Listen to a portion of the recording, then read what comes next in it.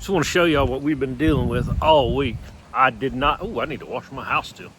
I did not film in the bees much this week because it is winding a lot. Like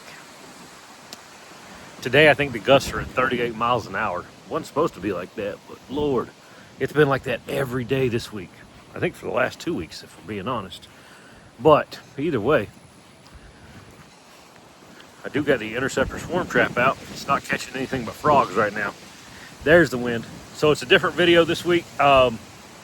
It's inside on a bench, and I'm showing you some hive manipulation stuff. Let me know what you think. You guys watch it. Let me know what you think about my plan. I know I'm doing it.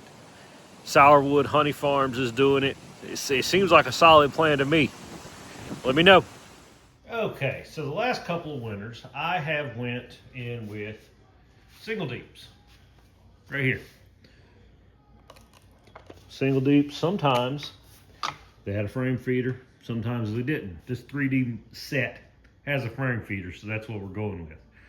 Right now, I am actively working my hives into a deep and a medium configuration. Now, I don't have a lot of drawn comb, so some of my colonies this year will go from this. I'll put a queen excluder under here, a box of foundations, set this on top. The bees absolutely do not like that gap in space between the brood nests and that empty foundation. They will draw out a whole box of combs in under a week. Sorry, that was my dog yawning. I watched them draw a whole box of deep frames in less than a week. Not last year, but the year before. So that's my plan to get comb drawn. Those colonies will go through the summer dearth, through winter. I'll remove the excluder, take off honey supers, whatever. They will go back with the deep and a medium. I do have some colonies, or a colony right now that I just did this manipulation on the other day, that I had a super of drawn comb.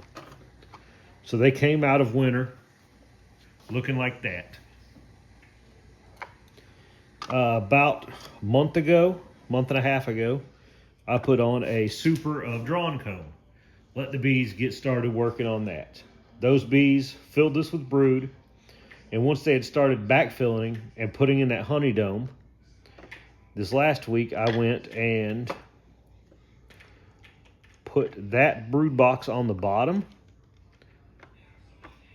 put the deep back on top, and put a queen excluder and started with 3 or 4 frames of drawn comb and then a whole box of empty comb on top.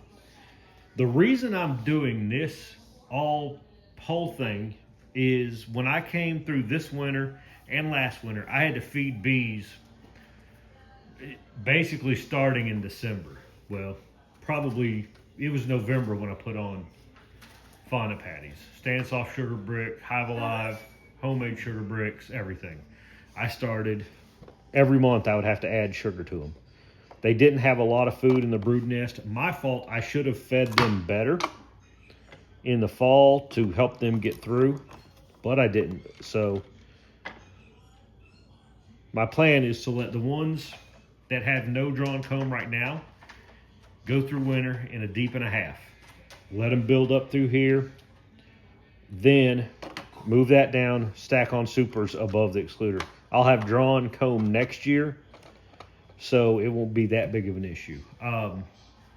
The one that I've already made this manipulation with, that's currently a medium, a deep, and 2 supers above the excluder. Oh man, I'll have to put it in here. Sourwood Honey, he calls it the upside down brood nest. I've just been calling it a medium and deep, or a 1.5 instead of a deep and a medium. We got to come up with a better name than that. We can call it the Sourwood configuration since it's from his channel. Other people are doing it, but I don't know.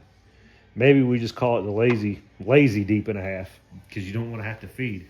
But the point of this is in the summertime, once I pull my supers off, I want them to put everything else in here and then let them store the entire fall flow through here and start winter down here in this medium and let them work up.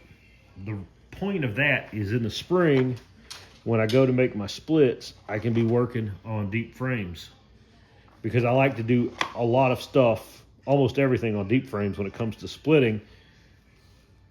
And it's just easier if they're working on deep frames at the time instead of having brood up in the mediums.